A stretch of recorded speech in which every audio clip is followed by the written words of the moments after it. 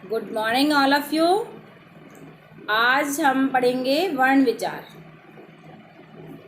वर्ण भाषा की सबसे छोटी इकाई, भाषा की सबसे छोटी इकाई को कहते हैं वर्ण। हम जो छोटा अक्षर लिखते हैं, मान लीजिए अ, या हमने लिखा छोटी ई, तो वो क्या है? वर्ण है। जब हम उसमें कोई वर्ण में मात्रा लगाते हैं तो वो वर्ण क्या बन जाता है? किसी चीज़ से जुड़ जाता है, और वर्ण जुड़कर किसी भी एक और वर्ण से शब्द बनाता है। तो सबसे जो छोटी इकाई है भाषा, जब हम शुरू करते हैं, एक ध्वनि जिसकी निकलती है, सबसे छोटा जो सबसे अक्षर है, अक्षर, उसे वर्ण कहते हैं। अक्षर क्यों कहते हैं इसे? कि हम किसी चीज़ को तोड़ें। और क्षरण का मतलब होता है नष्ट होना।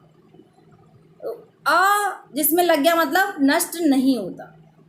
वर्ण भाषा की वह छोटी सी इकाई है जिसके टुकड़े नहीं किए जा सकते, क्योंकि ये अपने आप में स्वतंत्र है और इसका आगे कोई और विच्छेद नहीं होता।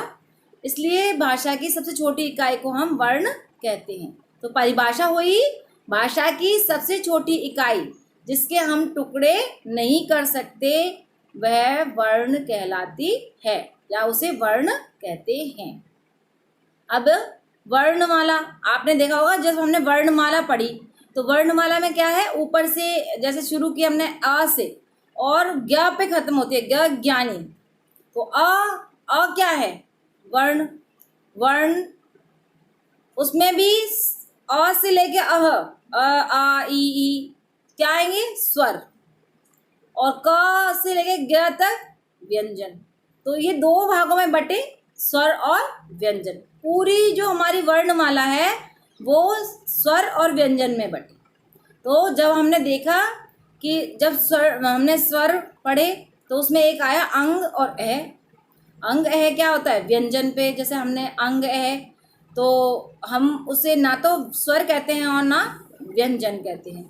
क्यों? क्योंकि वो अयोगवाह है। अयोगवाह ना स्वर होते हैं और ना व्यंजन। तो अंग और अह जो ध्वनि है वो अयोगवाह कहलाती है। ऐसे ही जब हम इनको अयोगवाह को जब हम अक्षरों में प्रयोग में लेते हैं तो इनसे क्या बनता है? जो हम ऊपर बिंदु लगाते हैं अक्षर के ऊपर तो बनता है अनुस्वार, और जो हम चंद्र बिंदु बनाते हैं वो अनुनासिक, जिसकी ध्वनि नाक से और मुंह से आती है। और अह जो ध्वनि है, विसर्ग जिसे बनाते हैं हम, जिसमें अह, अंग अह, जिसमें दो बिंदु हम आगे लगाकर शब्द के आगे, जैसे प्रातः है और क्या लिखते हैं, स्वतः है, इस तरह के जो शब्द बनाते हैं वो विसर्ग ध्वनि में आती हैं। तो ये जो ध्वनियाँ हैं वे संस्कृत की ध्वनियाँ हैं। ज़्यादातर विसर्ग हमें संस्कृत में लिखा जाता है, लेकिन हम इनको पढ़ते हैं तो हमें क्या है? संस्कृत क्या है? हमारी जो हिंदी भाषा की जननी माँ है, इसलिए हमें पूरा ज्ञान उसका होना चाहिए। अब हम बात करें स्वर। स्वर जो है वो भी 3 प्रकार में बांटे गए हैं। स्वर कैसे? छोटे, जैसे हम कहते हैं छोटा आ, बड़ा आ। तो छोटा आ क्या है? हर्ष स्वर। तो छोटे छोटे जो अक्षर है उनमें हर्ष यानी छोटा, हर्ष का मीनिंग ही छोटा होता है। तो जो छोटे छोटे अक्षर हैं जिनको बोलने में कम ध्वनि, कम हमारा जो समय लगता है, उसे हम स्वर हर्ष ध्वनि कहते हैं, हर्ष स्वर कहते हैं। और जिन्हें बड़ा, जैसे बड़ा आ ध्वनि ज़्यादा लगती है उसमें, और उसको जो बोलने में समय भी दुगना लगता है, वे दीर्घ स्वर हैं। और जिनको तिगुना समय लगता है वे स्वर प्लुत स्वर कहलाते हैं। जैसे ओम। सुनो, सभी सुनो ध्यान से। तो हमने जिसको ध्वनि में तिगुना समय लिया वे प्लुत स्वर कहलाते हैं। हालांकि हमारे में हर्ष और दीर्घ स्वर होते हैं, लेकिन प्लुत स्वर भी हमें ओम ध्वनि में कई बार हमें पढ़ना पड़ता है, और इसके बारे में हमें ये नॉलेज होनी चाहिए। तो हमें समझ में आया स्वर के 3 प्रकार हैं, हर्ष स्वर, दीर्घ स्वर और प्लुत स्वर। और आपने देखा होगा जो एस बनता है वो ध्वनि में प्लुत स्वर का सिंबल होता है, चिन्ह होता है। तो आप उसे समझ जाते हैं कि इसमें प्लुत स्वर है। जैसे ओम में जो ध्वनि है वो प्लुत स्वर की ध्वनि है। तो स्वर 3 प्रकार के हैं। अब है व्यंजन। तो व्यंजन कितने प्रकार के हैं? तो हमने देखा कि व्यंजन में क्या से लेके ज्ञ तक है। तो क ख ग क वर्ण, इसको क च ट त प, इन वर्ण जो हमने इनको बांटा है, उनको बांटा है 5 में बांटा, क च ट त प। ठीक है, तो इसमें है स्पर्श व्यंजन, इनको बोला जाता है स्पर्श व्यंजन। जो व्यंजन है वे 3 भागों में बांटे गए हैं, स्पर्श व्यंजन और अंतस्थ व्यंजन और ऊष्म व्यंजन। तो जो क से लेके प फ ब भ म तक के जो व्यंजन है वे स्पर्श व्यंजन में आते हैं। यहाँ तक आया समझ?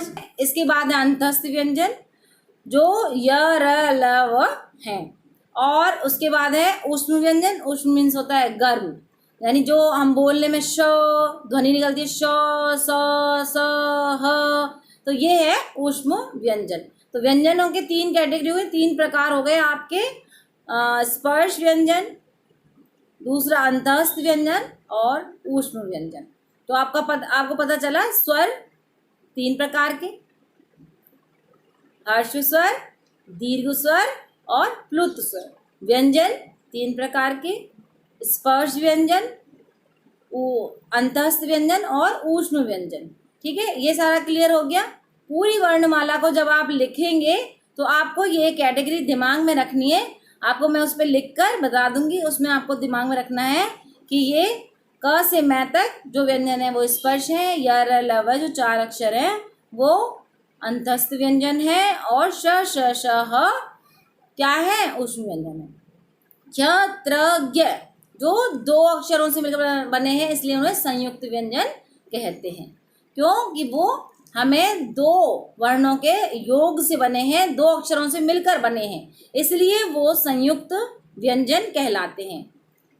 जो आपने देखा होगा श ध्वनि श्र, तो उससे श और र से मिला है। त्र है, त और र से मिलकर बना है। क्ष क्षत्रिय वाला है, वो क और श षटकोण से मिलकर बना है। ज्ञ ज्ञानी ज और य से मिलकर बना है, इसलिए उसे संयुक्त व्यंजन कहते हैं। ठीक है, कुछ जो ध्वनि है वो देखा होगा आपने, आगत ध्वनि कहलाती है, आगत वर्ण कहलाते हैं। जब आप नीचे नुक्ता लगाते हैं उसमें उसे आगत ध्वनि कहते हैं। तो ऐसे कुछ आगत ध्वनि है, ज